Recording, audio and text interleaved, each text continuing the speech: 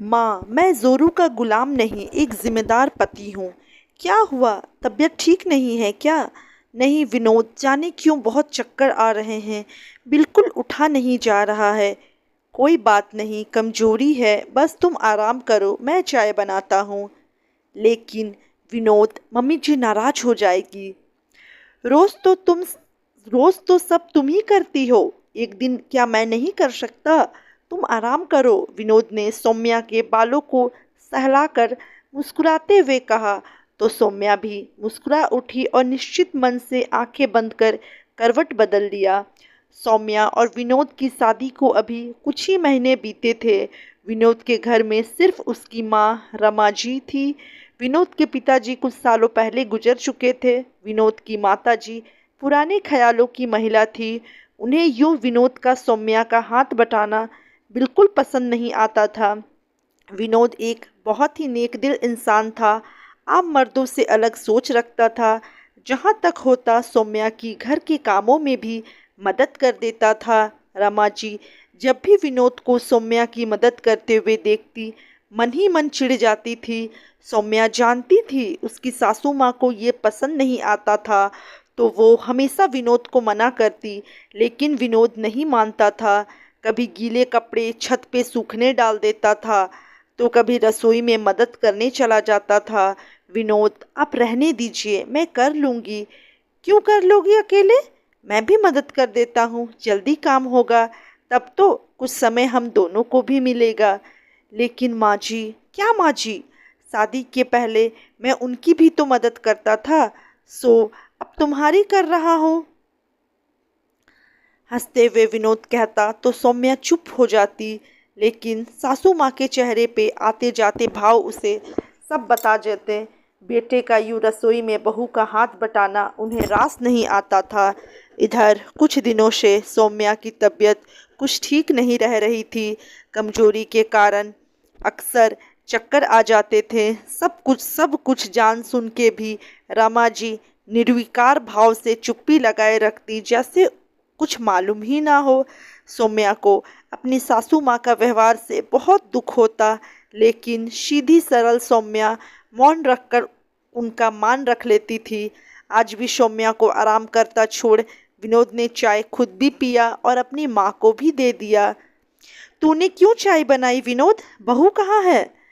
माँ, सौम्या की तबीयत ठीक नहीं, तो वो सो रही है। डॉक्टर को दिखा दिया, दवा करवा दिया, अब ये कैसी कमजोरी जो जा ही नहीं रही है? कैसी बीमार बहू घर आ गई? माँ, ऐसा क्यों बोल रही हो? बीमारी घर और इंसान देख थोड़े ही आती है। और फिर सौम्या को टाइफाइड हो गया था, उसके बाद तो कमजोरी आती ही है। वो तो ठीक है, लेकिन नाश्ते का क्या होगा? मेरी भी उम्र हो चली है, मुझसे इतना काम नहीं होता। बेटे के बात पे मुंह बनाती रमा जी ने कहा। माँ की बात पे विनोद आश्चर्य में पड़ गया। अभी 6 महीने ही हुए थे सौम्या को बहू बन आए हुए। उसके पहले तो सारा काम माँ अकेले ही करती थी। एक कामवाली आती थी सफाई करने, उसके साथ भी माँ लगी रहती थी। और अचानक 6 महीनों में माँ इतनी बूढ़ी हो गई कि एक कप चाय भी नहीं बना सकती थी। माँ के साथ बहस करना विनोद को किसी भी दृष्टिकोण से उचित नहीं लगता था, इसलिए उसने बिना कोई जवाब दिए नाश्ते की तैयारी की और ऑफिस के लिए निकल पड़ा। थोड़ा सोकर सौम्या उठी तो तबीयत संभली लग रही थी। नहा धोकर दोपहर का खाना बनाया। माँ जी, खाना खा लीजिए। बहुत जल्दी बना दिया खाना बहू, अब सीधी रात को ही खाऊंगी। मेरा मन तो मेरे बेटे की हालत देखकर ही भर गया। अच्छा खासा मेरा श्रवण कुमार जैसा बेटा जोरू का गुलाम बनकर रह गया है। सासू माँ की रूखी बातें सुन सौम्या की रुलाई फूट पड़ी। चुपचाप सास को खाना दे कमरे में आ गई। पिछले 6 महीनों की बीती बातें आंखों के आगे चलचित्र सी घूम रही थी। कितनी खुश थी सौम्या विनोद को अपने हमसफर के रूप में पाकर। उसका सौम्य स्वभाव और सुलझा व्यक्तित्व सौम्या को बहुत पसंद आया था। छोटा सा परिवार था विनोद का। कहाँ तो सौम्या ने सोचा था को सोचा था कि अपनी सासू माँ की सेवा कर उनका दिल जीत लेगी, लेकिन यहाँ तो सासू माँ हमेशा उखड़ी उखड़ी रहती थी सौम्या से। शाम को विनोद ऑफिस से आया तो सौम्या की सूजी आंखें और माँ का सूजा मुंह जैसे सब बता दिया। उसे समझ तो विनोद भी रहा था कि उसकी माँ का व्यवहार सौम्या के प्रति अच्छा नहीं, लेकिन माँ को दुख ना हो वो चुप लगाए हुए था। क्या हुआ माँ, सब ठीक है ना? मुझे क्या होना है, तुनक के माँ ने जवाब दिया। फिर नाराज क्यों हो? सौम्या का चेहरा भी उतरा हुआ है। वाह बेटा वाह, बड़ी जल्दी बीवी का चेहरा पढ़ना सीख गया। जा अब जाकर मना उसे, खाना बना खिला, रसोई में रखे बर्तन धो। पक्का जोरू का गुलाम बन गया है तो तू तो। ऐसी उम्मीद ना थी तुझसे। कभी देखा है अपने चाचा ताऊ के बेटे को अपनी पत्नियों की मदद करते? वो तो अच्छा है हम अलग रहते हैं, वरना सबके बीच मजाक बनकर रह जाते हम। माँ बेटे। माँ की बातें सुन विनोद सन्न रह गया। ये कैसी बातें कर रही हो माँ? अगर पत्नी बीमार है और पति उसकी मदद कर दे तो वो जोरू का गुलाम बन जाता है। तो मैं आपकी भी तो मदद करता था। तब तो चाचा ताऊ सब मुझे श्रवण कुमार जैसा बेटा कहते थे। अब अगर मैं सौम्या की मदद कर रहा हूँ, वो भी तब जब उसकी तबीयत ठीक नहीं है, तो मैं गुलाम बन गया। माँ, जब सौम्या हम दोनों का ध्यान रख सकती है तो क्या मेरा और आपका फर्ज नहीं है कि हम उसका ध्यान रखें? मेरे हर ज़रूरत में वो मेरे साथ खड़ी रहती है, तो मैं क्यों ना खड़ा रहूं उसके साथ? पति पत्नी के रिश्ता बराबरी का होता है। ये कहाँ लिखा है कि सारे काम पत्नी के और आराम पति के होते हैं? घर के कामों में अपनी पत्नी की मदद करने से ना तो मैं जोरू का गुलाम बनता हूँ और ना ही मेरी मर्दानगी कम होती है। मर्दानगी तो औरत को सम्मान देने में है, उसे बराबरी का अधिकार देने में है।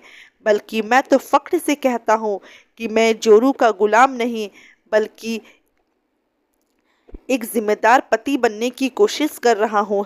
माँ, बहुत छोटा परिवार है हमारा, बस हम तीन ही तो है। आप बड़ी है, हमारी माँ है। ऐसे माँ, बहुत छोटा परिवार है हमारा, बस हम तीन ही तो है। आप बड़ी है, हमारी माँ है। ऐसे में अगर आप हम दोनों को प्यार और आशीर्वाद नहीं देगी तो कौन देगा? माँ, सौम्या बहुत अच्छी लड़की है, उसको प्यार दोगी तो बदले में आपको भी बहुत मान सम्मान मिलेगा। विनोद की बातें सुन रमा जी भी दंग रह गई। कटु लेकिन कितनी सच्ची बात कह गया था उनका बेटा। जब बेटा सेवा करे तो श्रवण कुमार, और जब वही बेटा जब अपनी पत्नी की मदद कर दे तो जोरू का गुलाम बन जाता है। अपनी छोटी सोच पे आज खुद ही शर्मिंदा हो गई थी रमा जी।